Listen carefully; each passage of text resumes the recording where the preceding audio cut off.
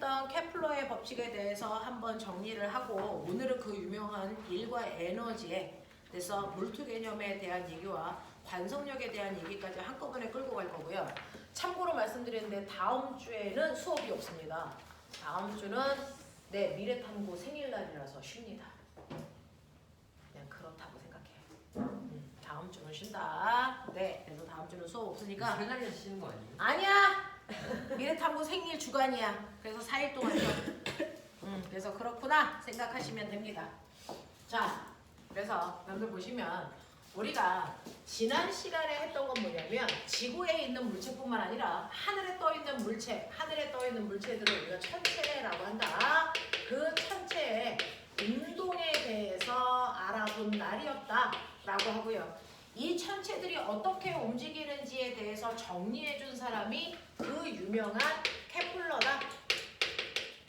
그래서 케플러의 운동 법칙이 사실은 하늘에 떠 있는 천체들의 운동에 대해서 설명한 법칙이다. 이 케플러의 운동 법칙에는 몇 가지가 있냐면 3가지가 있다.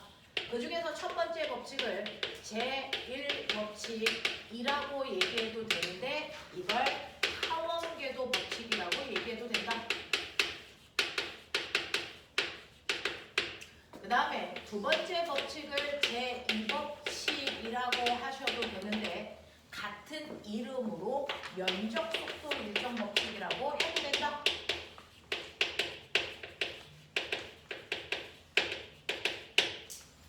그 다음에 세 번째 제3법칙이라고 얘기하셔도 되고요. 이거를 다른 말로 우리는 조화법칙이라고 얘기한다. 이런 얘기예요. 그래서 케플러의 법칙은요. 이렇게 3가지 내용이 천체의 운동의 공통점을 설명한 법칙들이다 라고 하는 거 기억해 두시면 되는데 그 중에서 우리 타원궤도 법칙이라는 게 뭐야? 여기부터 하시면 첫 번째 제1법칙 타원궤도 법칙이라는 건 실제로 천체가 움직일 때 그냥 움직이는 게 아니고 일정한 지점을 움직이는 왕복운동을 하거든요. 그러면 천체들이 이렇게 왕복운동하는 공전이라는 걸 하는데 어떤 궤도를 그리면서 공전할 거야? 라고 하는 거예요.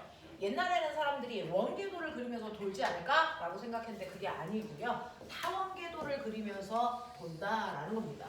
이렇게 타원을 그릴 때는 2개의 초점이 필요하고 두 초점 사이에 됐죠? 떨어진 거리의 합이 일정한 점들의 모임이 타원이었고요. 그랬을 때 하나의 초점에 태양이라고 하는 중심되는 천체가 있는 거다. 그걸 지구가 뺑글뺑글 도는 공전하고 있는 거다. 그랬을 때 지구가 어느 위치에 오느냐에 따라 그때그때 태양으로부터 떨어져 있는 거리들이 다 다를 텐데 태양으로부터 떨어져 있는 거리가 가장 가까운 지점을 나는 근일점이라고 할 거고 제일 먼 지점을 원일점이라고 할 거다. 그래서 태양에서부터 근일점까지의 거리, 태양에서부터 원일점까지의 거리. 그래서 근일점과 원일점을 연결한 게 이 타원에서 그릴 수 있는 가장 긴 지름이다. 그 가장 긴 지름의 절반값이 바로 우리가 알고 있는 공전궤도의 반지름이라고 정의한 거다. 그래서 첫 번째는 공전궤도의 반지름은 그때그때 길이가 다 다르니까 이건 가장 긴 지름이 근일점과 원일점까지의 거리를 더한 값이고요. 그걸 반띵한 게 천체들의 공전 반지름이다. 그 공전 반지름의 중심에는 태양이 없다라고 하는 거 기억해 두시고 그래서 이렇게 근일점과 원일점을 지구가 돌게 되는 타원 운동을 할 텐데 이렇게 근일점과 원일점을 돌게 되면 태양으로부터 지구가 받는 힘이라고 하는 만유인력의 크기가 위치에 따라 달라진다. 당연히 근일점에 있을 때는요. 근일점에 떨어져 있는 거리의 제곱분의 GMM만큼 태양으로부터 만유인력을 받아서 당겨지는 힘을 받을 거고요. 원일점에 있을 때는 원일점에 떨어져 있는 거리에 반비례하는 이만큼의 만유인력을 받겠죠. 그 중에서 당연히 가까운 쪽에 만유인력이 훨씬 셀 거기 때문에 끌려가지 않으려면 밖으로 빠져나가는 나는 만유인력과 똑같은 크기의 원심력을 만들어야 된다. 그 원심력이 90력이랑 같은 거니까 90력을 만들어야 되는데 90력 구하는 식이 R분의 MV 제곱이더라. 그래서 R분의 MV 제곱이더라. 그러면 그때그때마다 만유인력이 달라지니까 그 만유인력의 크기와 똑같은 크기의 90력을 만들려면 그때그때 공존하는 속력이 달라져야 된다. 그죠? 만유인력이 제일 센 근일점에서 지구가 공존하는 속도도 제일 빨라야 된다. 라는 거죠. 그렇죠? 그래서 가장 빠른 속력으로 움직이는 부분이 바로 근일점입니다. 여기가 최대의 속력이 나오고 원일점에서의 최소의 속력이 나온다. 그렇다면 속력이 빠르다면 속력 때문에 생기는 운동 에너지도 근일점이 제일 크다. 원일점에서의 운동 에너지 값이 가장 작다. 그렇다면 근일점에서 원일점으로 움직이게 되면 운동 에너지가 감소하는 거다. 근데 에너지의 총량은 보존돼야 되기 때문에 운동 에너지가 감소해서 없어지는 게 아니고 다른 형태의 에너지로 전환되는 거다. 그게 바로 그 지점에서의 위치 에너지 값이다. 그래서 천체에서도 위치 에너지라는 게 있다라는 거죠. 그 위치 에너지는 태양으로부터 떨어져 있는 거리만큼 물체가 높은 곳에 있기 때문에 생기는 에너지다. 그래서 태양으로부터 높은 곳에 떨어져 있기 때문에 갖는 위치 에너지 값이다. 그래서 보시는 것처럼 원일점으로 갈수록 위치 에너지가 커지기 때문에 운동 에너지가 감소하는 게 당연한 거다. 알겠죠? 자, 그랬을 때 우리가 알고 있는 것처럼 위치 에너지는 물체의 무게에다가 중심으로부터 바닥으로부터 떨어져 있는 높이를 곱한 값인데 만약에 천체라면 이 바닥에서 잡아당기는 이 힘이 바로 태양에서 작용하는 힘이고요. 그리고 이게 지구다.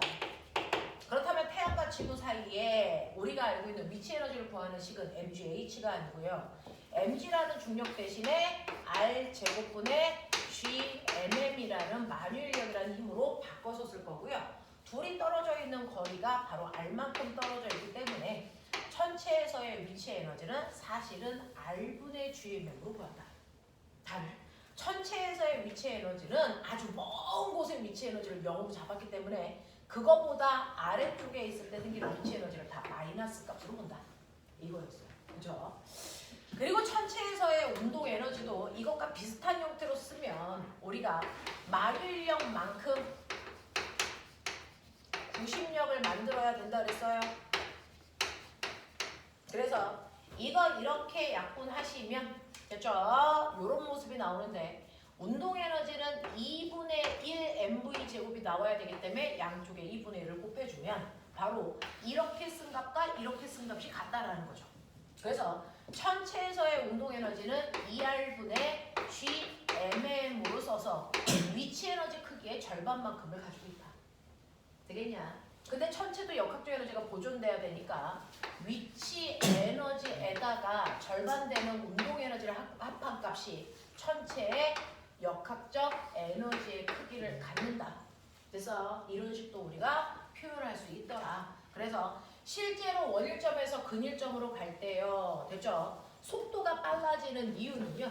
사실은 태양으로부터 높은 곳에 있던 물체가 아래로 떨어지기 때문에 당연히 속도가 빨라져야 되는 거다. 그래서 역학적 에너지 전환 때문에 근일점으로 올 때 속도가 빨라지고요. 역학적 에너지 전환 때문에 근일점에서 원일점으로 갈 때 속도가 느려지는 거다. 그래서 이런 것들이 자연스럽게 일어나는 거다라고 하는 것도 좀 기억해 두시면 되겠죠. 그래서 지구가 원궤도를 돌지 않고 타원궤도를 돌기 때문에 위치에 따라서 속력은 그때그때 달라진다. 태양이랑 가까이 있을 때가 제일 빠른 속도, 태양이랑 멀리 있을 때가 제일 느린 속도라는 걸 설명하고 있는 게 타원궤도 법칙이다. 그죠? 자, 그러면 천체의 운동을 설명하는 두 번째 법칙을 우리는 면적 속도 일정 법칙이라고 한다.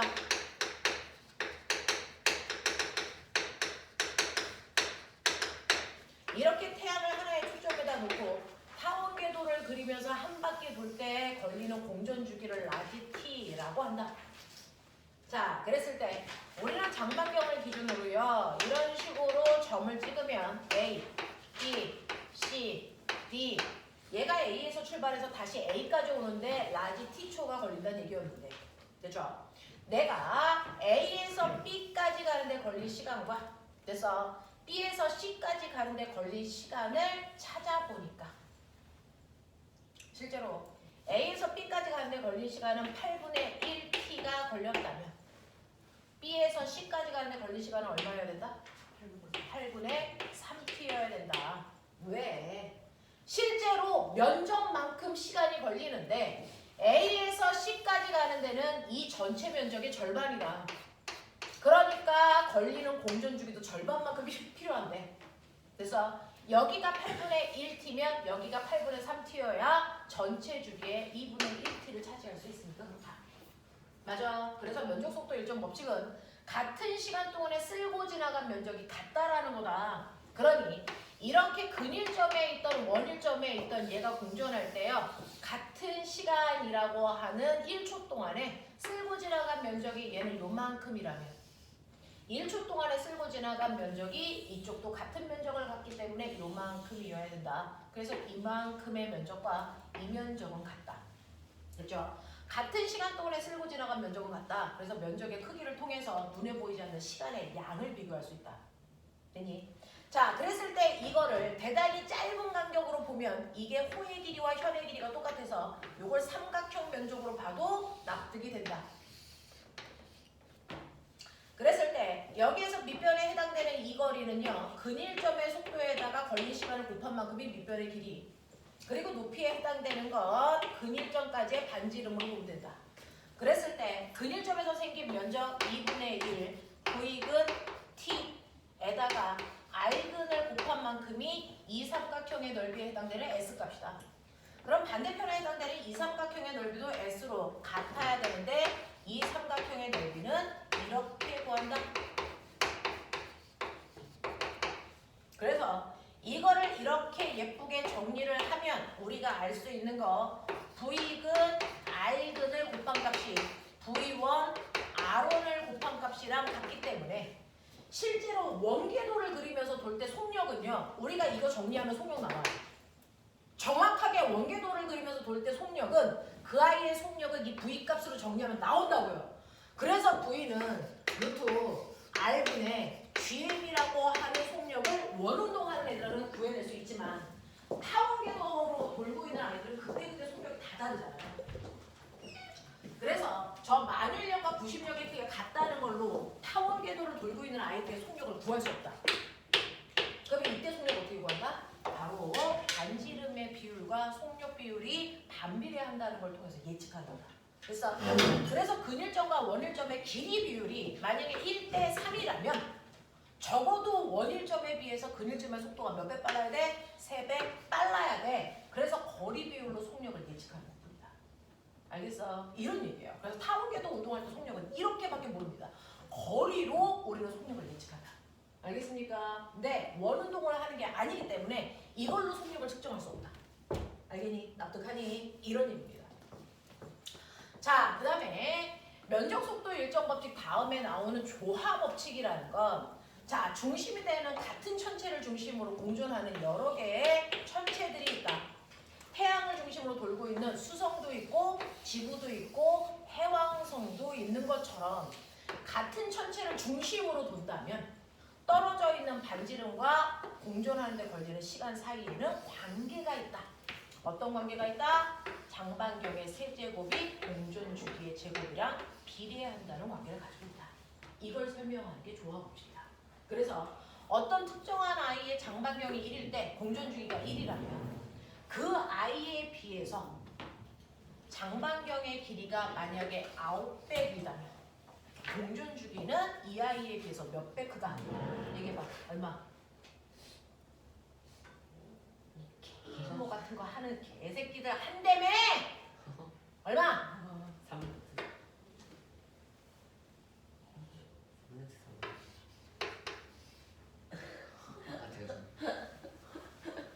이렇게 되는 거지? 네. 네. 아, 오늘 새로운 KMO의 세계에 빠져들었다. 이런 관계가 있다, 얘들아. 네. 그래서 실제로 얘에 비해서 공존 주기가 9배 길면 얘에 비해서 공존 주기는 됐죠? 공존 주기는 27배 길다는 걸 우리가 예측할 수 있다. 이게 바로 조화법칙이다. 뭐 이런 거죠. 됐죠? 그래서 천체들이 이러한 관계성을 가지고 움직이고 있구나 라고 하는 걸 케플러라는 아저씨가 알려줬어요. 그걸 우리가 케플러 법칙이라고 해요. 됐죠? 그래서 각각의 법칙에서 우리한테 뭘 얘기해주고 있는지를 잘 기억하고 그거 가지고 선생님하고 됐어. 여러분들 문제 풀어온 거 설명해 드리도록 할게요. 쉽지 않습니다. 자, 케플러 법칙이 쉽지 않아서 선생님 대학 다닐 때 내내 했어도 이게 뭔 소리야? 라고 하는 생각을 계속 하면서 공부했던 부분이라서 우리 꼬맹이들이 여기에 초등학교 6학년도 있고 중학교 1학년도 있고 2학년도 있는데 내가 이해하는 게 대견할 정도로 사실은 쉽지 않아요. 그럼 해볼게요. 여러분들이 가지고 있는 104페이지부터 105페이지까지 중에서 저한테 할 질문이 뭘까요?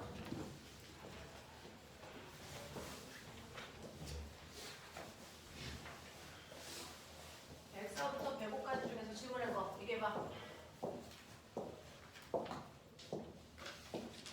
이거 마탱이 가가지고 질문 없어? 아까 시험지에서 네, 시험지에서 또 질문 받을게요. 일단은 책에서는 104, 105에서 질문 없어? 괜찮아? 됐어? 그러면 시험지도 같이 꺼내봐. 자, 그 뒤로 가면 허리니까 일단은 간단한 2페이지하고 시험지하고 같이 보자. 시험지에 1번부터 7번까지 중에서 질문해봐.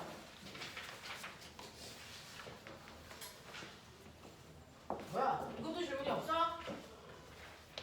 이 새끼도 똑똑한 척 하는데 또 아닌 거 아니야? 자, 넘겨. 자, 8번부터 10번까지 중에서 뭐 할까? 10번에 디귿 지문. 네, 10번의 디귿 지문을 설명해 달래요. 다른 사람들은? 니은 지문. 니은 질문. 어쨌든 10번을 다 하면 되겠죠.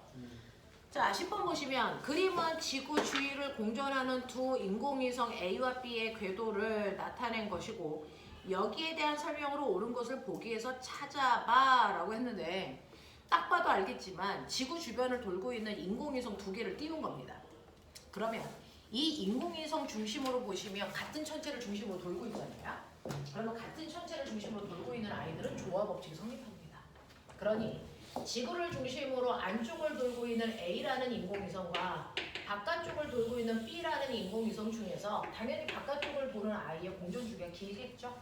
되겠어? 뭐 이런 얘기를 하고 있는 건데 그래서 기억 보시면 공전주기는 B가 A보다 길다. 이거 누가 봐도 그래요. 그죠? 자, 그 다음에 야, 이 그림 여기에 만나야 된다고 얘기를 했어야지. 이렇게 만나야 된다잖아. 만나는 지점이 P죠? 자, 그러면 그때 니은 P점에서의 속력은 누가 더 빠릅니까? 라고 하는 거예요. 그러면 P점에서의 속력을 결정하는 건 뭔데? P점에서의 속력은 그래서 뭐가 결정하는데요? 라고 합니다. P점에서의 속력은 A가 B보다 빠르니? 라고 했는데 그 P점에서의 속력을 결정하는 건 뭡니까?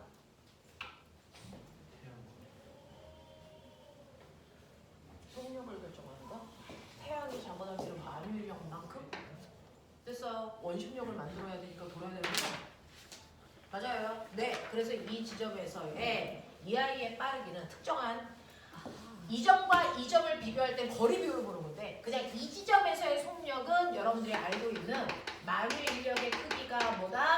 90력이다. 그래서 그 순간에 속력을 구할 수 있어요. 됐어? 네, 그래서 보시면 뭡니까? 여기까지의 거리를 R이라고 하면 R제곱분의 GMM이고요. 얘가 90력을 만들어야 되니까 R분의 MV제곱으로 이게 이렇게 날아가고요. 이게 이렇게 날아가요. 그러면 저 지점에 딱 왔을 때 속력의 크기는 대략적으로 보이는 루트 R분의 GM이죠. 됐어? 그러면 A의 입장에서 봐도 떨어져 있는 거리는 R로 똑같고요. 그리고 만유인력 상수와 이 라지 M은 이 지구의 질량이니까 여기 돌고 있는 물체의 질량 상관 있니 없니? 이게 없어요. 맞아. 그러니까 똑같은 거리만큼 떨어져 있으면 지구로부터 잡아당기는 만유인력이 똑같기 때문에 똑같은 크기의 원심력을 만들기 위해서 돌아야 되는 속력은 누구나 다 같다. 이겁니다. 돌아야 되는 속력은 누구나 다 같다. 이 얘기입니다. 그래서 A가 더 크거나 B가 더 크거나 할 수 없어요. 같은 지점에 있기 때문에. 됐죠? 이런 얘기를 하고 있는 겁니다.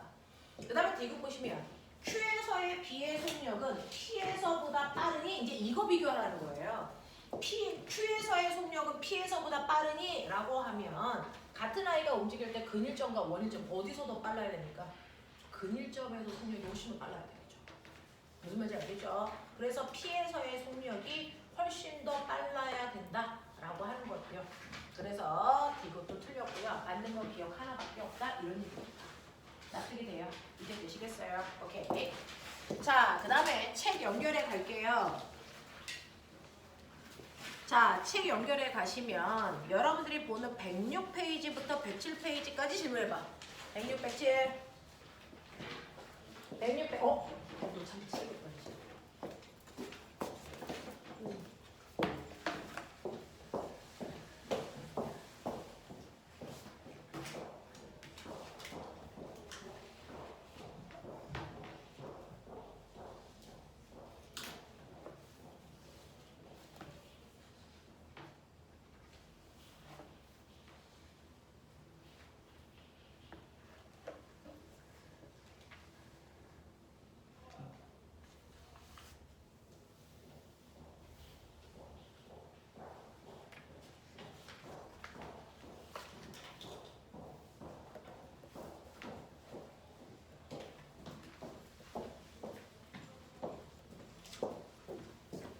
이걸로 드리고요.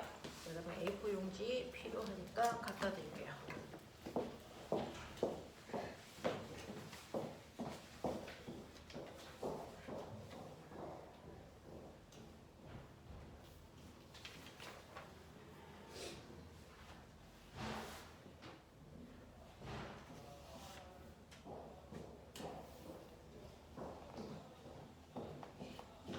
애들 빌려주는 책이라서요. 그냥 여기다가 부셔도 되고 여기다 부어도 됩니다. 자, 106, 107페이지에서 질문해봐, 꼬맹아. 이거 없어? 돼? 너네 왜 되지? 자, 연결. 108, 109에서 질문해봐. 8번 8번이요. 너네 이거 질문 없다는 건 숙제를 안 했다는 얘기일 텐데 좀 수상하다. 우리 꼬맹이들이 숙제를 안 할 애들이 아닌데. 자, 8번 보시면요. 8번 문제가 질문이라면 7번 문제를 잘했는지 확인. 7번 문제가 풀렸다면 사실은 그 앞에 이게 어디에서 연결되냐면 105페이지 12번이 됐는지 확인. 그래서 문제마다요. 같은 계열이 있는데 12번 문제하고요. 109페이지의 7, 8번 문제가 같은 계열 문제입니다. 그러니까 이게 다 풀려야 이 파트에 해당되는 문제들 이해가 된다. 이렇게 보시면 되는데. 자, 그 중에서 8번 보시면요. 8번 문제는요. 여러분들이 보시는 것처럼 질량의 M1과 M2인 인공위성 A, B가 동일한 행성을 하나의 초점으로 놓고 타원 궤도를 그리면서 돌고 있다. 이런 얘기예요. 자, 같은 천체를 중심으로요. 안쪽 궤도를 돌고 있는 아이도 있고 바깥쪽 궤도를 돌고 있는 이런 아이도 존재해. 뭐 이런 얘기 아니겠습니까? 그 중에서 네, 얘가 A고 얘가 B야. 뭐 이런 식으로 느낌으로 보시면 될 것 같아요. 그럼 같은 천체를 중심으로 돌고 있으니까 여러분들 조화 법칙 생각해 보실 네, 그런 문제일 것 같아요. 자, 그 중에서 얘네들이 돌고 있을 때요. 거기서 준 좌표는 뭐냐면요. 만유인력의 크기. 만유인력은 언제 제일 크냐면 그 천체가 근일점에 왔을 때 제일 큽니다. 원일점에 왔을 때 제일 작습니다. 그래서 이 만유인력이 제일 큰 곳과 제일 작은 곳이 원일점과 근일점의 위치입니다. 자, 그렇다면 빨리 보세요. A하고 B가 있죠? 자, 얘 근일점의 위치 찾았습니까? A는 근일점의 위치가 어디입니까? 어디예요? 알제곱이에요. 원일점의 위치 모르죠? 거기는 모르겠네요. 자, 그 다음에 여러분들 B 보세요. B는 근일점의 위치 어디입니까? 알제곱입니다. 됐죠? 원일점의 위치는 어디입니까? 원일점의 위치 몰라요. 됐죠? 네, 이렇게 돼요. 자, 이런 식으로 해서 이 아이들 근일점의 위치는 가르쳐줬고요. 원일점의 위치는 모릅니다. 자, 이렇게 되어 있는 타원궤도 운동을 해서 한 주기 동안 운동할 때 행성의 A, B에 각각의 작용하는 만유인력의 크기를 행성 중심에서 A, B까지의 거리에 따라서 나타내 준 것뿐이다 라고 합니다. 이제부터 이제 이 새끼에 대한 걸 다 분석해야 되는데 여기에서는 근일점과 원일점의 거리를 주는 대신에 근일점과 원일점에서의 만유인력 크기를 줬습니다. 자, A 같은 경우에 근일점에서의 만유인력의 크기를 4F라고 줬다면 원일점에서의 만유인력의 크기는 2F로 절반이네? 그럼 왜 절반 됐지? 이겁니다. 됐죠? B 같은 경우에는 같은 위치에 있지만 만유인력의 크기가요. 얘는 4F인데 얘는 무려 9F야. 같은 거리에 있는데 만유인력 차이는 뭘 얘기하는 거지? 이렇게 보는 거예요. 됐죠? 그리고 원일점에서의 만유인력의 크기는 F야. 이거 줬어요.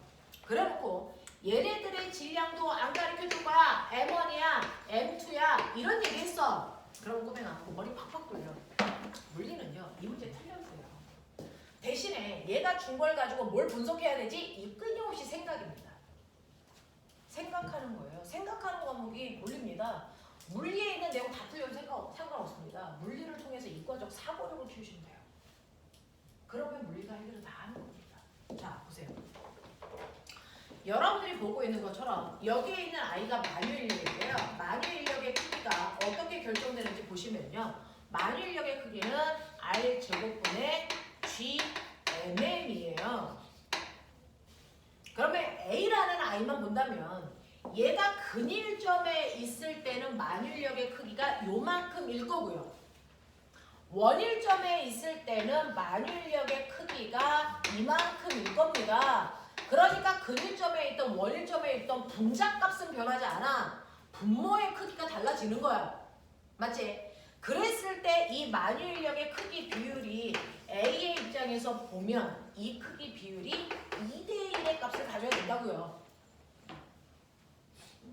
그러면 얘가 똑같은데 2대1의 값을 갖는다면 됐죠? 얘네들 값은 얼마를 가져야 되니? 얘가 1대 얼마? 2의 값을 가져야죠. 그럼 거리 비율은요? 보이세요? 네, 1대 얼마입니까? 루트 2의 값을 가져야 된다는 얘기죠. 맞아. 그래서 근일점에 비해서 원일점에 떨어져 있는 거리 비율이 거리가 루트 2배 더 길어야 돼? 이 얘기 해준 거야. 이 얘기 해준 거야. 그러니까 원일점의 거리 안 가르쳐주고 얘 루트 2 R0가 원일점까지의 거리야. 이 얘기 한 거야. 그 다음에 두 번째는요. B를 보면요. B도 똑같습니다. 아 그렇다면은 만유인력의 그 크기 비율은 거리의 제곱에 반비례하는 거구나. 그럼 만유인력의 크기 비율이 B는요. 뭐냐면 9대 1이죠. 그러면 거리의 제곱 비율이 얼마입니까? 1대 9란 얘기죠. B를 보면. 그러면 실제 거리는 얼마? 1대 3만큼 떨어져 있구나. 이 얘기잖아요. 그러니까 B의 근일점의 거리가 R0면 원일점의 거리는 3R0라고 보시는 게 맞잖아요. 맞아. 이렇게 됩니다. 그래서 A의 입장에서 근일점과 원일점 길이 비율 B의 입장에서 근일점과 원일점의 길이 비율이 나와 준 거기 때문에 우리는 근일점만 알면 원일점의 위치 정확하게 찾을 수 있다. 이 얘기고요. 하나 더요. 그럼 선생님 얘하고 얘는요. 같은 애들끼리도 봤으니까 다른 애들끼리 보자. 같은 거리만큼 있는데 만유인력 크기 다르잖아요. 같은 거리만큼 있잖아요. 그러니까 R제곱이 똑같다고요. 그럼에도 불구하고 만유인력의 크기가 차이가 난다고요. 얼마가 차이가 나냐면 4대 9로 차이가 난다고. 4대 9. 4대 9.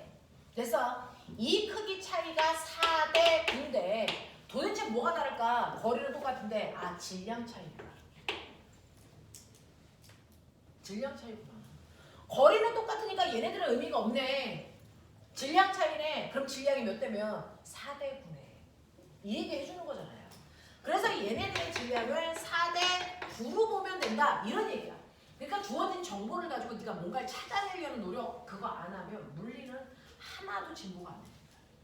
주어진 정보를 가지고 이렇게도 해보고 저렇게도 해보셔야 합니다. 그래야 이과적 사고력이 생깁니다. 자, 그래서 여기까지를 뽑아냈다면 이제 여러분들이 8번의 기억보기 보시면 자, 질량비가 4대 9냐? 맞아요. 그 다음에 두 번째, 만유인력이 EFE일 때 행성에서 B까지의 거리는 얼마이겠습니까? 라고 했는데 네, B까지는요 EF라면 만유인력이 EF일 때 행성에서 B까지. 행성에서 B까지의 거리는 얼마이겠습니까? 자, 우리는 F인 곳을 찾았어요. EF인 곳. 됐죠? EF인 곳은요. 근일점까지의 거리가 9. 군일점까지의 거리 R0일 때. 그래서 R0일 때 만유인력이 9라 그랬으니까. 만유인력이 2인 지점은요. 이게 9대 1이어야 된다고요.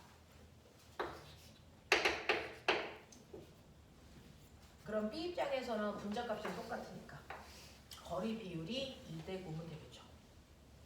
맞아? 그러면 제곱 비율이 2대 9니까 거리 비율은 얼마입니까? 루트 2대 9인 루트 2대 3인 지점이겠죠. 맞아. 자, 그랬으니까 이 거리를 R0로 보면 이 거리는 얼마입니까? 루트 2분의 3이죠. 맞아?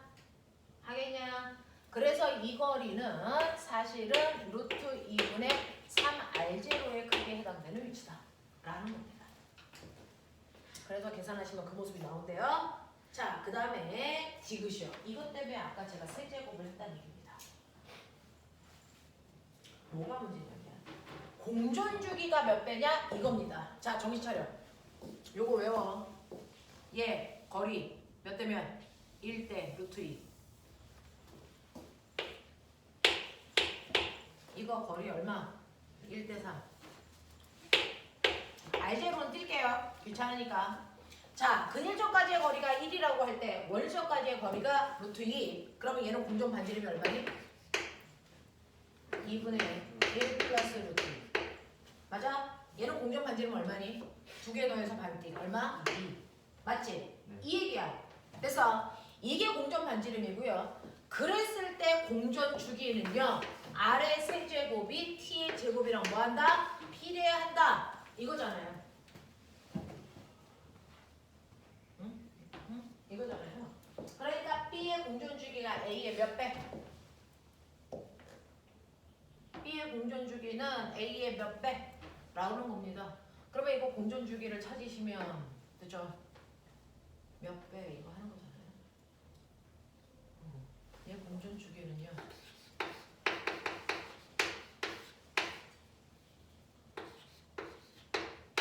이게 얘의 공존 주기. A의 공존 주기. 맞아? 말도 안 되는 그거. 너네 이제 K모 했으니까 틀리면 뒤져. 어? 자, 이거는요.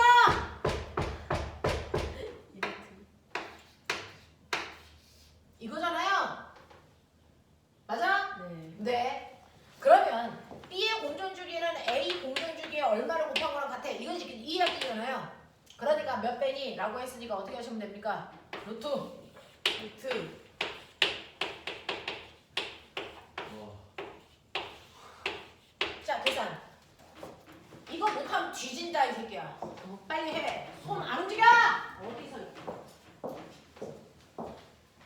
오늘 또 우리가 세제곱의 세계에 한번 빠져보자.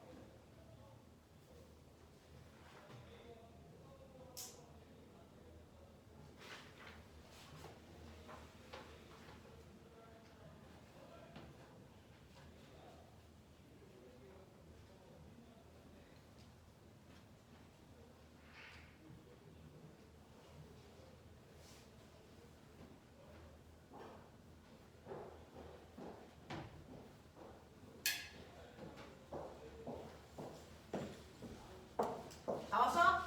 네. 나온 모양이 그 모양이야? 네. 같아? 이게 같대요. 그러니까 그 모양이 나오는지 빨리 확인하세요. 이게 계산은 되냐? 내가 궁금한 게 이걸 한꺼번에 이 안에다가 이렇게 넣으면 돼? 이거 돼? 묻는 거잖아. 네. 이거 돼? 네. 확실해? 네.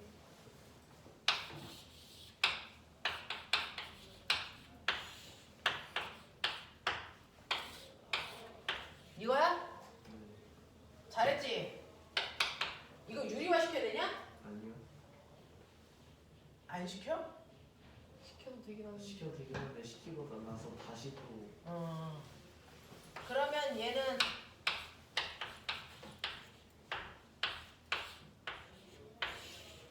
요 모양이냐? 네. 근데 거기 7은 왜 있고 5는 왜 있어? 1 플러스 루트의 세제곱을 계산하면 7. 아 이걸 계산하라고? 네. 그건 좀 우리가 할 수 있는 일인데 너 할 수 있어? 제가 할 수 있습니다. 이거 계산하면 그 모습이 나온대. 저 새끼 못했다 또. 자 그런 거 우리 그런 거 했어요. 얘들아 이 모습이 나오는지 확인해 보시면 또 보기 모습이 나온대요. 그래서 아까 어떤 언니가 와서 이거 계산해 봐주세요. 그래가지고 아침에 이걸 했죠 제가. 자 이런 얘기. 그래서 저번 시간에 했던 건 여기까지의 내용입니다. 괜찮으시겠습니까? 그렇죠? 네, 여기까지네요.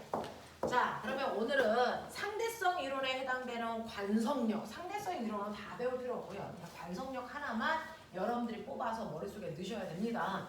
그래서 그걸 위해서 여기를 살짝 해드리고요. 그리고 나서 오늘 본격적으로 해야 되는 건 그 뒤에 있는 일과 에너지 이 부분인데요. 자, 저하고 봅시다. 자, 110페이지에서 우리가 필요한 것만 합니다. 우리가 필요한 건 거기에 있는 대전제 등가 원리라는 겁니다. 등가 원리라고 하는 거에서 우리가 설명할 게 뭐냐면 관성력이라는 겁니다. 자, 그걸 제대로 이해하셔야 여러분들이 이 자리에 와 있는 값을 하는 겁니다. 자, 그러면 오늘 여러분들이 하셔야 되는 거 상대성 원리예요.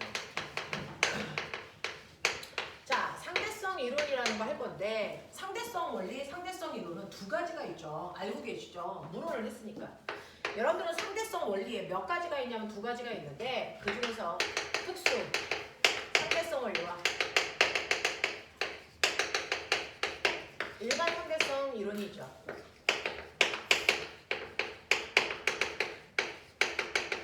이거 두 가지가 있어요.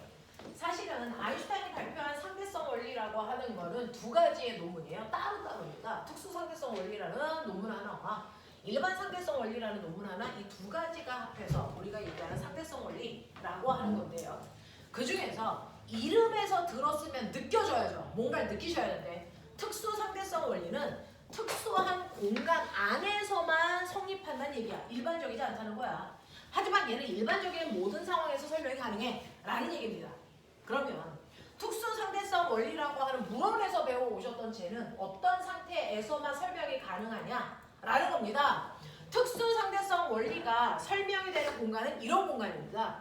정지된 물체가 아무리 시간이 지나도 정지한 상태를 그대로 유지하고 있는 공간. 네, 관성이 성립되는 공간. 그래서 관성이 성립되는 공간. 그래서 오른쪽으로 이에 빠르기로 가고 있는 아이는 시간이 지나도 계속 그 방향, 그 속도라고 하는 등속도로 계속 운동하는 성질을 유지하는 공간. 이 공간이 바로 여러분들이 알고 있는 뭡니까? 관성이 성립되는 공간이에요. 그 관성이 성립되기 위해서 조건! 관성이 성립되기 위해서 조건이 뭐니 서준아? 관성이 성립되기 위해서 필요한 조건은 뭡니까? 운동 상태가 변하지 않는. 운동 상태는 어떨 때 안 변합니까? 힘이 0. 그렇죠. 물체에 작용하는 알자힘이 0이라서 가속도가 생기지 않는 공간. 이 공간에서만 관성이 성립합니다. 그래서 이러한 특수 상대성 이론이 성립하기 위해서는 알자힘이 작용하지 않아 가속도가 생기지 않는 바로 관성이 성립되는 공간인데 물리에서는 공간을 뭐라고 그럴까요? 공간을 좌표계라고 합니다. 물리에서는 공간을 그래서 좌표계라고 합니다. 됐죠? 그래서 관성이 성립되는 좌표계를 우리는 관성 좌표계. 너무 길죠? 그래서 앞에 있는 글자 두 개 띄어서 관성계라고 부르기도 합니다. 됐어. 그래서 어제 설명한 호주쌤이 얘기한 물체계라고 하는 그 개가 여기서 온 거예요. 그죠? 자, 그래서 여러분들이 알고 있는 관성계, 관성좌표계라고 하는 그 공간 안에 있는 아이들의 운동을 설명한 건 특수상대성이에요. 그럼 거꾸로요. 그럼 관성이 성립하지 않는 공간이요? 네. 관성이 성립하지 않는 공간이라는 건 알짜 힘이 작용을 해서 물체의 운동을 변화시키는 공간. 그 공간에는 반드시 가속도가 있잖아요. 그 가속도가 있는 공간을 우리가 가속좌표계, 똑같이 줄여서 가속계라고 부르기도 합니다. 이 가속계에서 나타나는 운동을 설명하는 게 물투에서 배우는 일반상대성 원리라는 거야. 그래서 우리가 알고 있는 상대성 원리라고 하는 건 특수상대성 원리와 일반상대성 원리 두 가지가 있는데, 그 중에서 특수상대성 원리를 설명하기 위해서는 그 공간 자체가 관성이 성립되는 공간이어야 돼. 일반상대성 원리는요, 힘이 작용해 가속도가 있는 공간에서의 물체의 운동을 설명한다 라고 하는 거죠. 그러면 이렇게 가속도가 있는 공간은 뭐가 달라? 달라. 엄청 달라. 그래서 가속도가 없을 때랑 너무 달라. 이거거든요. 자, 그러면 그 중에서 우리 물리 1에서 배웠던 특수상대성 원리는요, 이걸 이해하기 위해서는 두 가지 원리가 성립된다는 걸 인정해야 된다 그랬어요.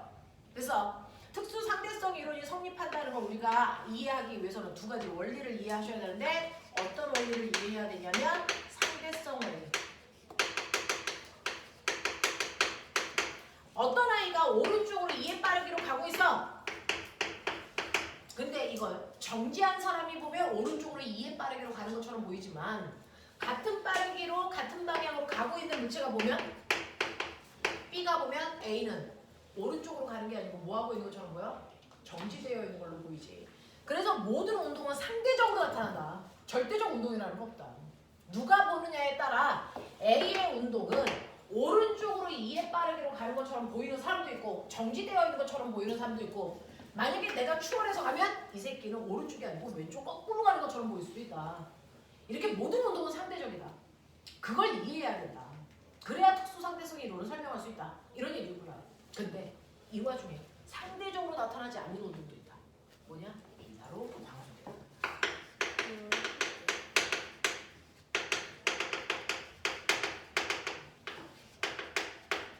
그러니 실제로 내가 이렇게 서 있으면 빛은 나보다 광속만큼 빨리 가거든요.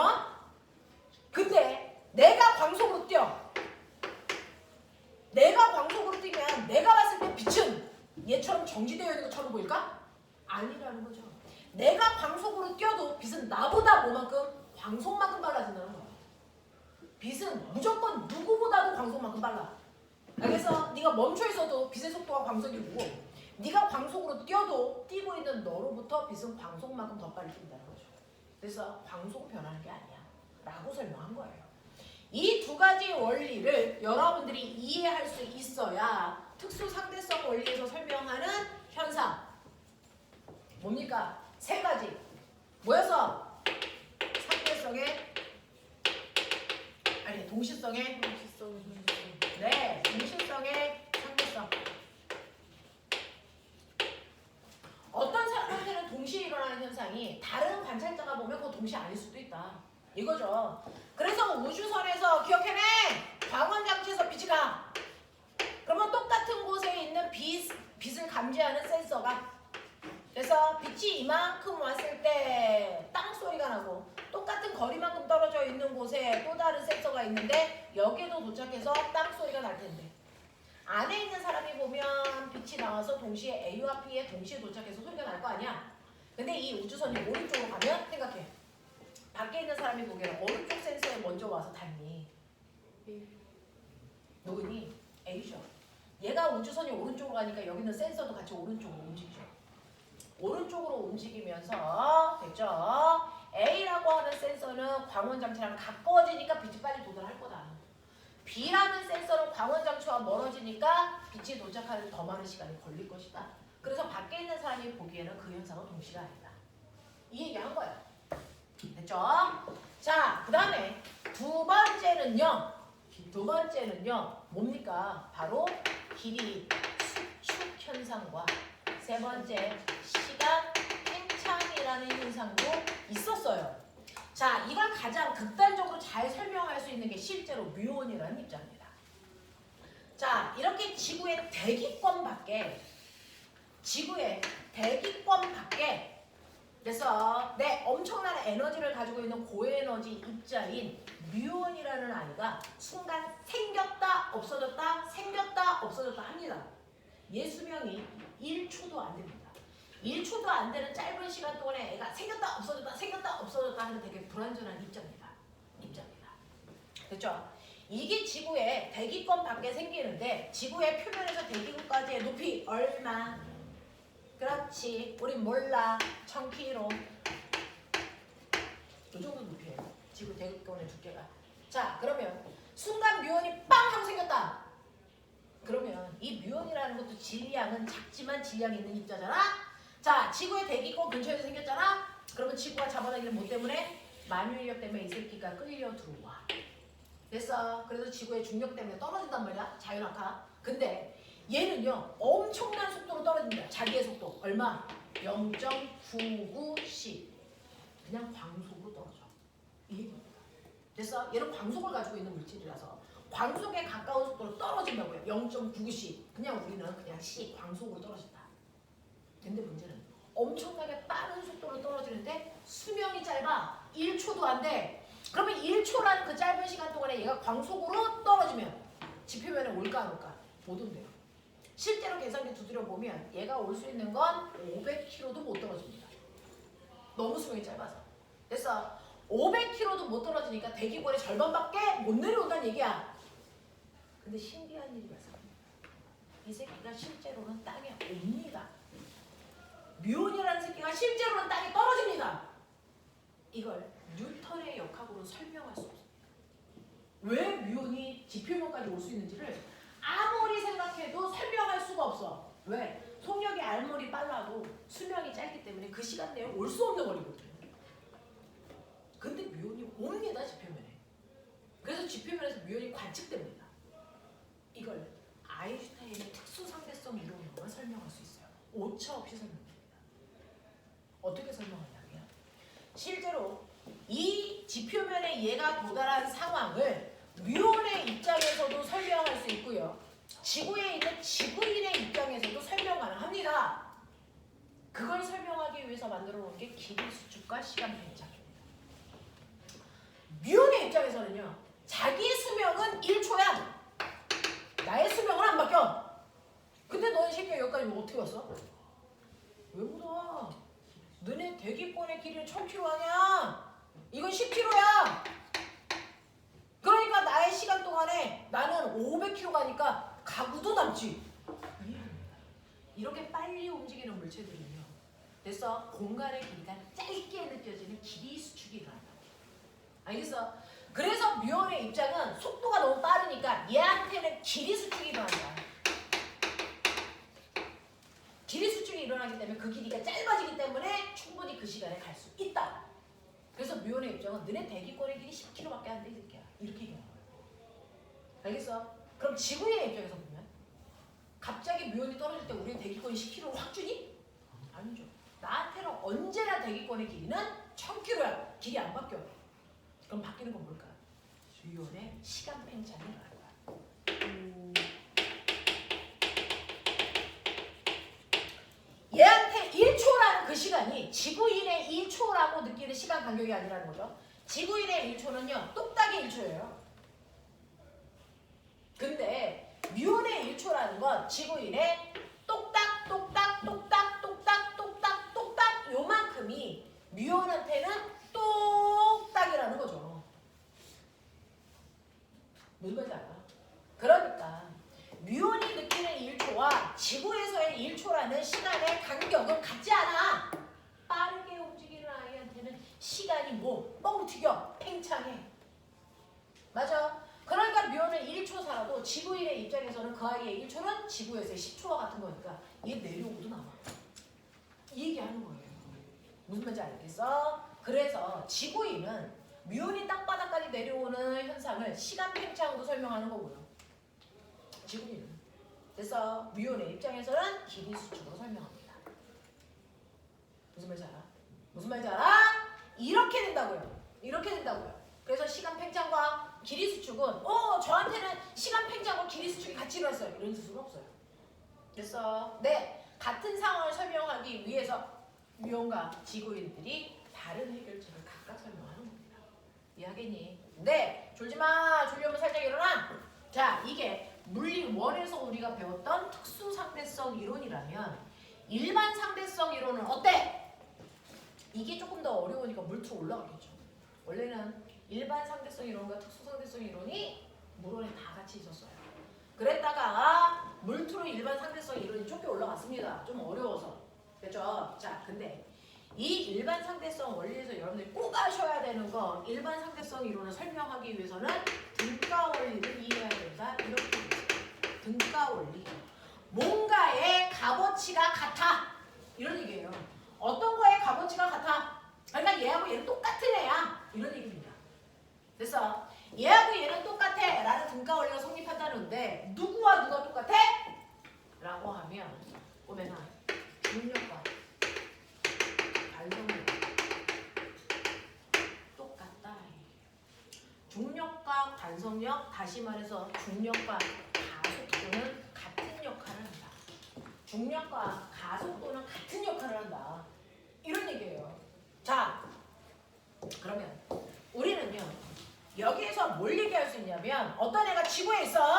자, 근데 지구에 있는데 밀폐된 공간 안에 이렇게 엘리베이터 안에 이 아이를 이렇게 질량의 m의 물체를 놔.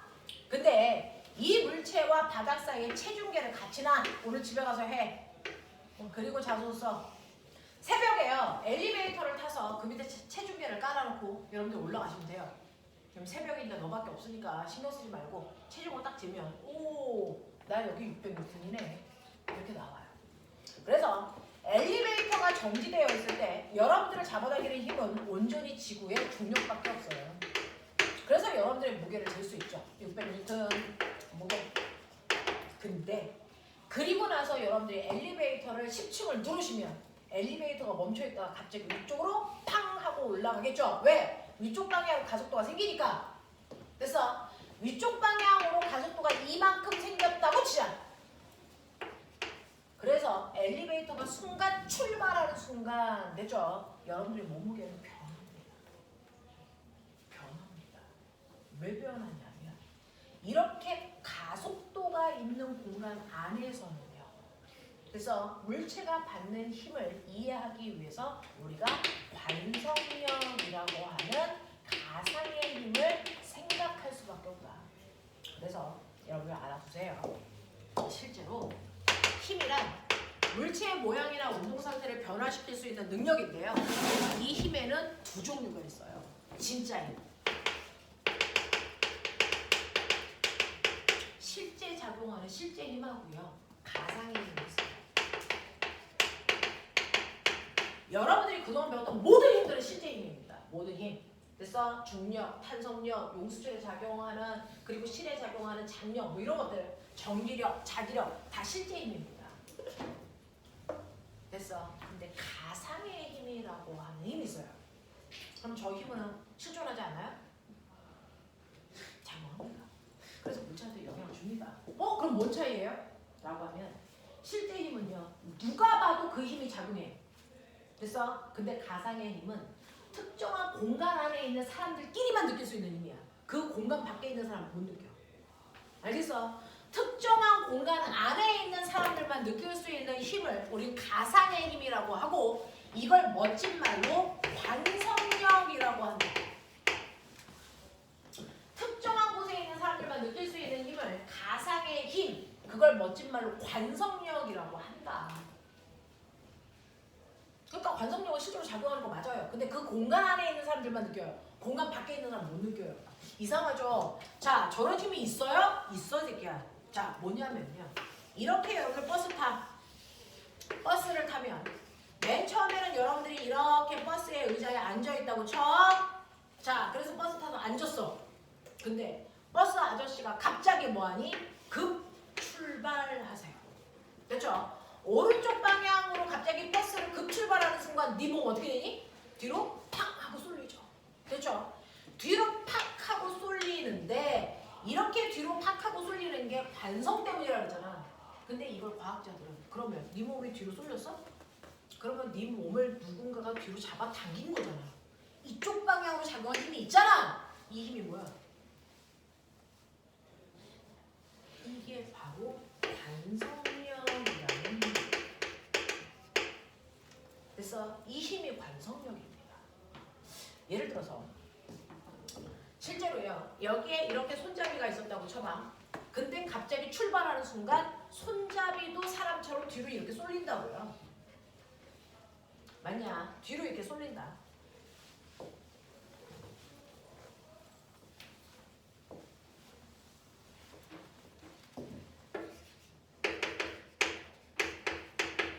버스가 급출발하는 순간이요. 이런 식으로 손잡이가 뒤로 쏠리는데 이거를 안에 있는 사람이 봤을 때 손잡이의 운동을 어떻게 느껴질까? A. 밖에 있는 사람이 보면 손잡이의 운동은 어떻게 느껴질까? B. 이겁니다. 자, 볼래요? 일단은 밖에 있는 관찰자가 보면 이 손잡이는 어떻게 움직일까요? 손잡이는요? 단지 쏠린 것뿐이죠. 자동차가 등가속도로 가니까 쏠린 상태로 손잡이도 자동차와 함께 등가속도로 갑니다. 납득하냐? 납득하냐?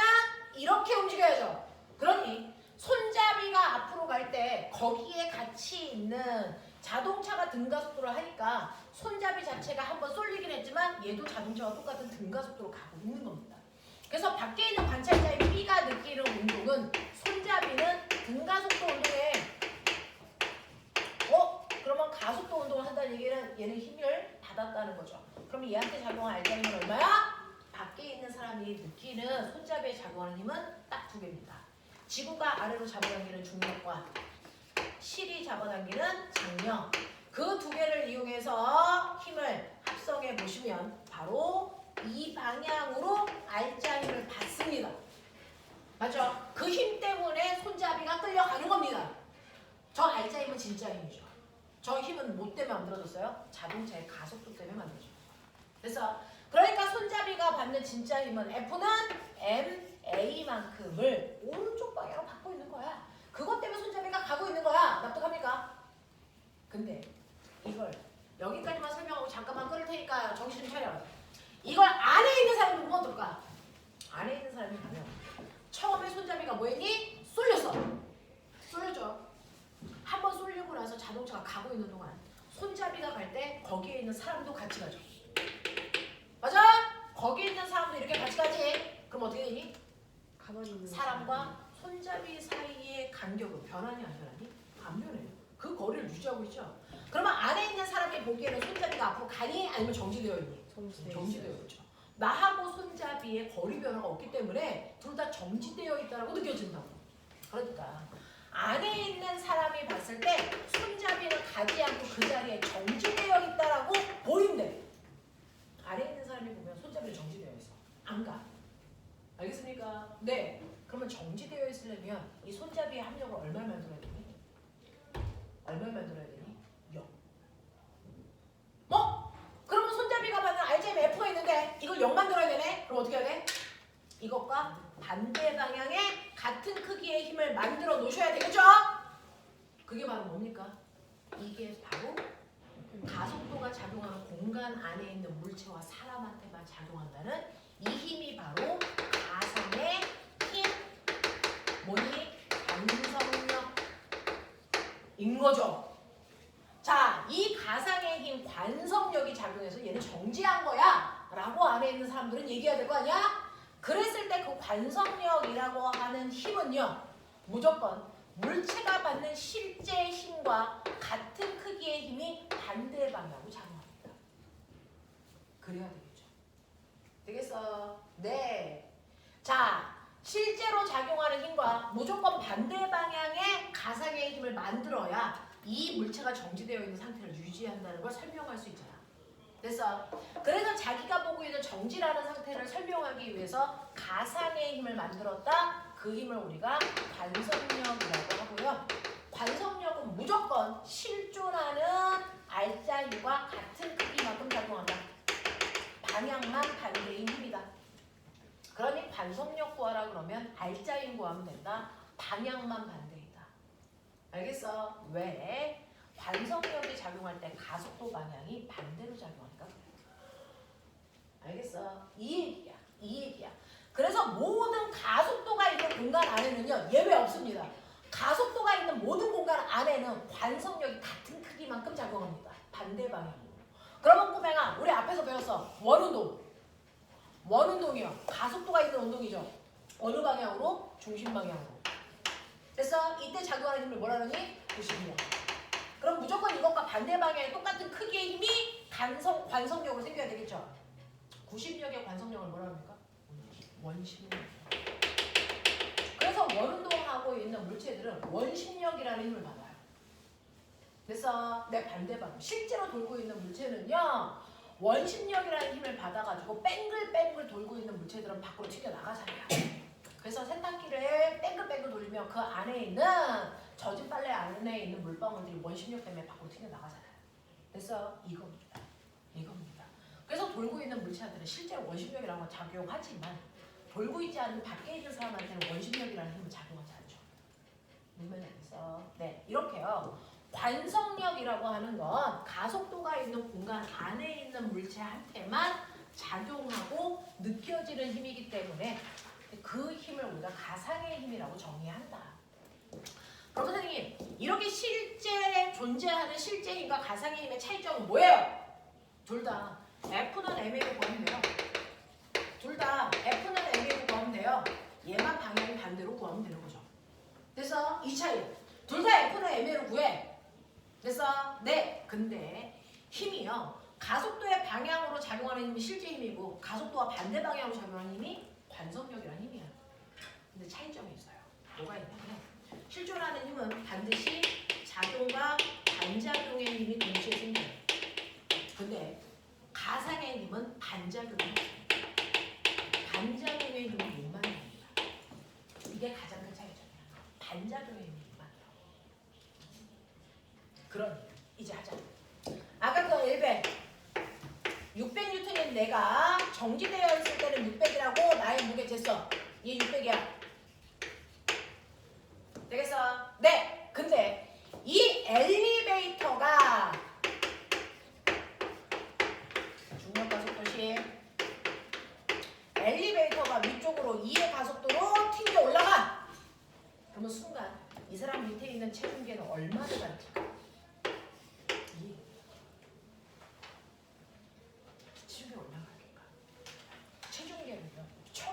지구가 잡아당기는 중력만큼만 눌렀죠. 그래서 600이죠.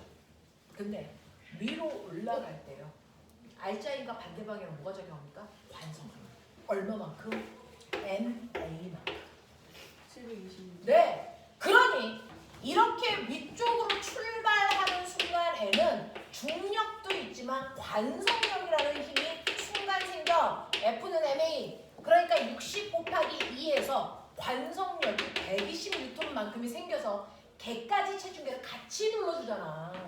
같이 눌러주잖아. 그러니까 실제로 체중계에 측정되는 값은 720이야. 그래서요. 작년에 선배가요. 이거 가지고 자소도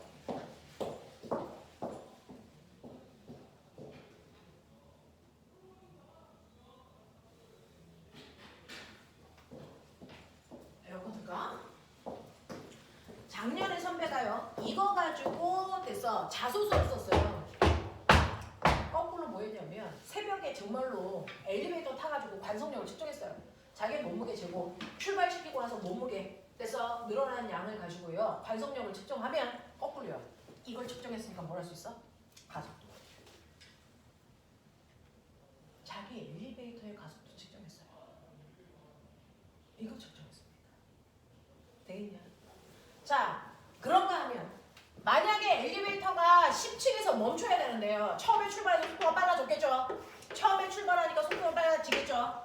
그러다가 어느 정도 속도가 되면 일정하겠죠. 그랬다가 멈출 때 되면 속도가 급격히 줄어들겠죠. 반대 방향의 가속도 생겨요. 그러면 정지할 때는 반대 방향 가속도를 만들어야 돼요. 그럼 이때는 관성력이 어디로 생기니? 어디로 생기니? 실제 가속도가 반대 방향 위쪽으로 생기겠죠. 얼마만큼 생길까요? 가속도가 똑같이 2라면 얘 위쪽 방향 120N의 관성력이 생기죠. 그러면 순간 멈출 때 여러분들 체중계는 얼마를 가리킬까요? 얼마 가리키는 겁니까? 이걸 뺀 만큼 얼마? 480N을 가리키는 겁니다.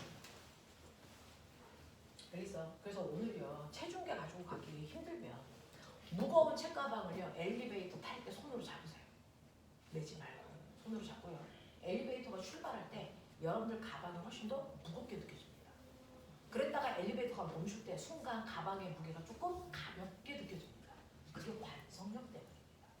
됐어? 그래서 그 차이를 통해서 엘리베이터 가속도 구하고 그 가속도가 맞는지를 됐어? 1초 동안에 우리 엘리베이터는 됐어? 몇 층까지 올라가지? 그래서 층 높이 가지고 가속도를 측정해 봤어요. 됐어? 그 계산값과 오차가 얼마나 있는지 이거 보는 거야. 알겠어? 이런 것들을 자소서로 썼었거든요. 그죠? 가능하죠. 그래서 이게 관성력이다. 그래서 관성력이라는 건 가속도가 있는 모든 공간 안에 있는 물체들이 받는 힘인데 그 공간 안에 있는 사람들만 느끼기 때문에 그걸 가상의 힘이라고 얘기한다. 됐어? 착각의 힘 이런 건 아니야. 실제 존재하는 힘이야. 근데 그 안에 있는 사람들한테만 존재하는 힘이야. 알겠니? 그래서 우리는 관성력이라고 한다. 특히 구심력의 관성력을 원심력이라고 했던 거다. 알겠어? 네, 이런 것들입니다. 자, 그러면서 이런 식으로 힘이 작용하는데 이제 요것만 볼게요. 자, 봐! 여기 엘리베이터 탔어. 근데 왜 등가야? 중력과 관성력이 같은 거야. 중력과 가속도가 같은 왜 등가야? 라고 하면 지구에 있는 사람이야. 지구에 이렇게 있어요. 근데 밖을 볼 수 없는 밀폐된 엘리베이터 안에 여기 사람이 있습니다. 그러면 지구가 나를 mg의 힘으로 잡아당기죠. 그래서 난 똑바로 서 있는 거죠. 됐어? 근데 이 엘리베이터가 사실 알고 보니까 로켓이야. 순간 출발했어. 됐어? 그래서 대단히 빠른 속도로 이 새끼가 지구를 튕겨 나가서 중력과 속도와 같은 가속도로 튕겨갑니다. 그러면 내가 느끼는 힘은 뭡니까? 이제 중력이 아니고 뭘 느낍니까? 관성력을 느끼죠. 어느 방향? 아래 방향. 얼마? mg. 그러면 밖을 볼 수 없는 사람의 입장에서 보면 꼬맹아 지금 나를 잡아당기는 똑같은 힘인 mg가 느껴지냐? 만유인력인 중력 때문에 생긴 힘인지 관성력에 의해서 생긴 힘인지가 구별이 될까 안 될까? 이게 안 된다는 거죠. 됐죠? 그래서 중력과 관성력은 똑같다라고 하는 거죠. 맞죠? 그래서 중력과 관성력의 크기가 같다. 중력과 관성력의 역할은 같다. 이게 등가 원리입니다. 이게 등가 원리입니다. 무슨 말인지 알아? 근데 이거 엄청 많다. 중력은 누가 만들어요? 질량이. 관성력은 누가 만들어요? 가속도가. 중력과 관성력이 같다는 얘기는 질량과 가속도가 같은 역할을 할 수 있어요. 질량이 가속도의 역할을 하고요. 가속도가 질량의 역할을 할 수 있다는 얘기예요. 들어봐. 어떤 애들일까요? 엘리베이터 안에서 하지 말아야 되는 짓을 합니다. 어떤 애가 이렇게 서서 엘리베이터 안에서 빛을 빵 하고 쏩니다. 그럼 반대편에 있는 빛 감지 센서에 와서 땅 하고 닿으면서 소리가 나겠죠. 됐죠? 이럴 겁니다. 근데 얘가 엄청나게 빠른 속도로 이 엘리베이터가 위쪽으로 가속도를 받아서 빵 하고 올라갑니다. 그 올라가는 시점에 빛을 빵 하고 쏴요. 빛을 빵 하고 쏴요. 그럼 어떻게 될까요? 빛은 쏴져서 빛이 여기 가고 있을 동안 엘리베이터는 올라갑니다. 그래서 엘리베이터가 빛이 빵 하고 쏴져서 빛은 직진해서 이렇게 갈 건데 그래서 엘리베이터가 튕겨 올라간다. 엘리베이터가 튕겨 올라간다. 그래서 엘리베이터가 이렇게 튕겨 올라가네요. 엘리베이터가 이렇게 튕겨 올라가네요. 그러면 이 사람의 느낌은 뭘까요? 이 사람의 느낌은 뭘까요? 빛은 직진해서 가는데 맨 처음에 빛을 쐈을 때가 내 머리 위거든? 지나가. 그 다음 순간에는 그 빛이 나의 무릎 밑에 있어. 그러면 이 사람의 입장에서 뭐야? 빛이 갑자기 위에서 눈에서 무릎으로 뭐 하고 있는 것처럼 보이니? 빛이 이렇게 휘어서 가는 것처럼 느껴져. 지가 솟아오르는데 빛이 이렇게 휘어진 것처럼 우리는 느낍니다. 이거 누가 만들었어요? 여기로 올라가는 가속도가 만들었죠. 됐어? 그럼 가속도는 빛을 뭐 하게 한다고요? 휘게 한다고요. 근데 이 가속도가 빛을 휘게 한다는 건 다시 말해서 가속도와 똑같은 역할을 하는 누가? 질량도 빛을 휘게 할 수 있어요. 질량이 빛을 휘게 할 수 있어요. 엄청나게 질량이 크면 빛도 엄청나게 휘게 할 수 있어요. 그게 뭘까요? 블랙홀입니다. 그게 블랙홀. 이게 블랙홀입니다. 해볼래요? 여러분들이 알고 있는 우주 공간을요. 팽팽하게 잡아당긴 모기장이다라고 생각해보면 돼요. 여러분들이 살고 있는 삶의 공간 이걸 그냥 모기장이다 생각하면 돼. 팽팽하게 잡아당긴 모기장이다. 근데 내가 여기다가 엄청나게 큰 질량을 가지고 있는 됐죠? 볼링공을 빵 하고 떨어뜨리면 어떻게 될까? 그 볼링공 때문에 모기장이 이렇게 휘겠죠. 됐죠? 네, 쑥 들어가겠죠. 그러면 여기서 나온 빛은요? 빛은 직진하잖아요. 직진한다는 게 뭐예요? 공간을 타고 간다는 거죠. 근데 공간이 휘어도 그 공간을 타고 이렇게 가는 게 직진하는 거예요. 이게 빛이 직진하는 거죠.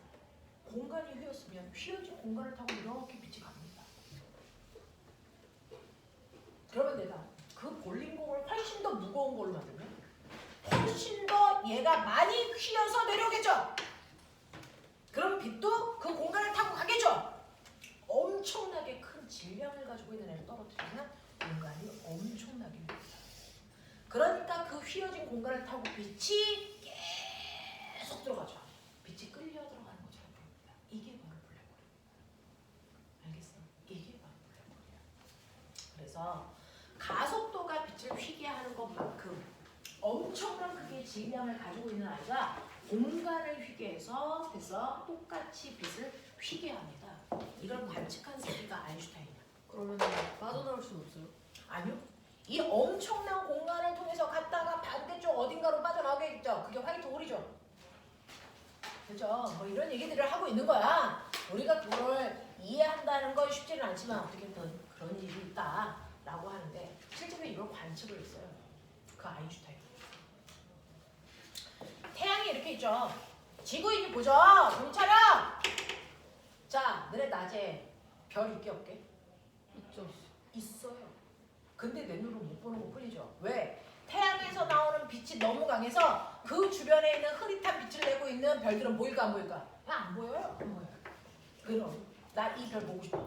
그럼 근데 이 태양을 끄면 되지. 태양을 끄면 얘가 보여. 어떻게 꺼? 여기 앞에 달이 와서 가립니다. 달이 정통으로 태양을 가리면 우리는 태양으로부터 오는 빛이 오지 않기 때문에 그 주변에 있는 흐릿한 빛들이 보여요. 그래서 하늘에 떠 있는 별들이 그때 관측이 됩니다. 태양과 같은 방향에 있는 별들이. 알겠어? 이게 무슨 현상이야? 달이 태양을 가리는 거 일식이야. 됐죠? 그 일식이 딱 됐을 때요. 아인슈타인이 되게 특이한 별 4개를 관찰합니다. 한 번도 어떤 천문학자들도 관측하지 못했던 별을 4개나 찾았어. 그럼 새로운 별을 찾으면 모든 과학자들이 하고 싶은 그 짓을 해야지. 뭐니? 저 별은 나의 별, 나의 이름을 따야지. 됐어? 아인슈타인 1번 별, 아인슈타인 2번 별 이런 거 하고 싶은 거야. 그럼 그런 거 하려면 그 별에 대한 관측된 정보를 정확하게 얘기해주고 이건 내가 관찰한 거니까 이건 내가 이름 지은 이걸 써야 돼 라고 해줘야 되거든요. 그래서 아인슈타인이 새로운 별 4개를 관측하고 나서 얘네들에 대해서 정확하게 관측을 해서 얘가 누구 별인지를 발표해서 자기 이름 따려고 그랬어. 그래서 막 관측한 정보들을 막 분석했어. 이상한 일이 발생했어. 이 새끼가요. 얘하고 얘가 같아. 같은 별이야. 근데 얘하고 얘도 같아. 이 새끼도 같아. 이 4개가 다 똑같은 하나야. 분신사를 한 거야 이 새끼가. 이거 다 같은 별이네?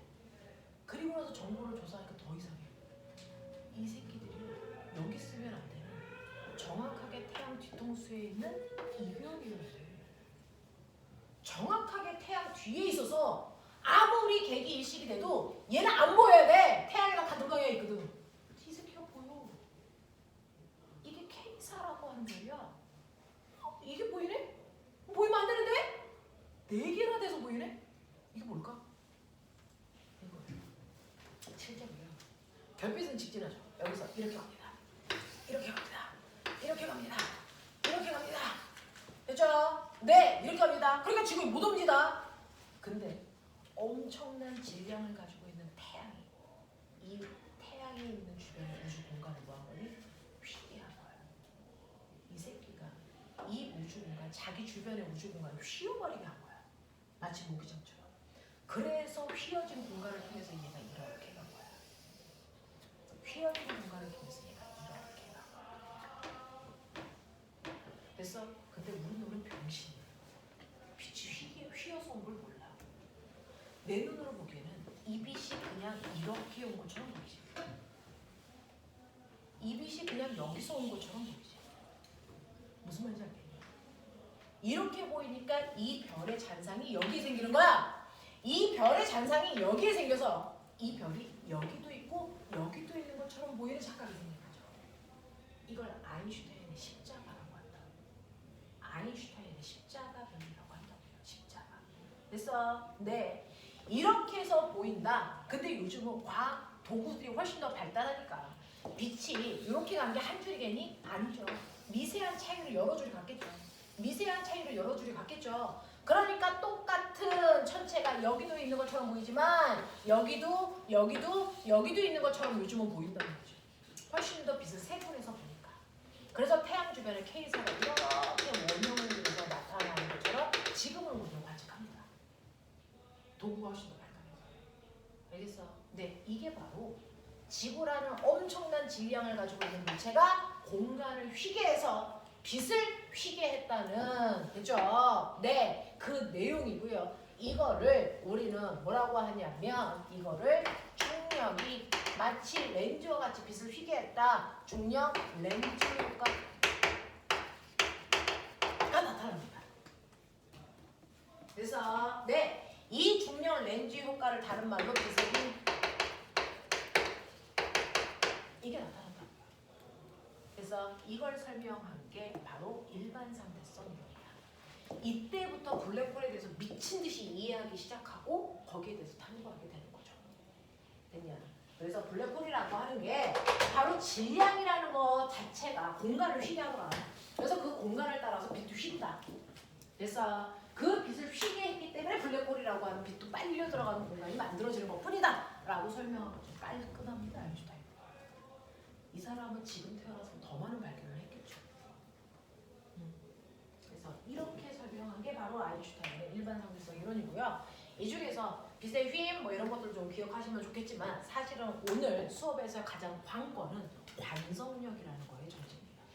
지금 물을도 봐야 되는 친구들도 있는데 관성력에 해당되는 문제들이 좀 제목 나오거든요. 그래서 그 부분은 설명해야 될 것 같아서 해봐야 되는 겁니다. 됐죠? 10분만 끌었다가 빨리 잠을 깨십시오. 10분만 끌었다가 오늘 해야 되는 본론으로 가죠. 읽어야지. 되겠냐? 네! 10분만 쉬십시오.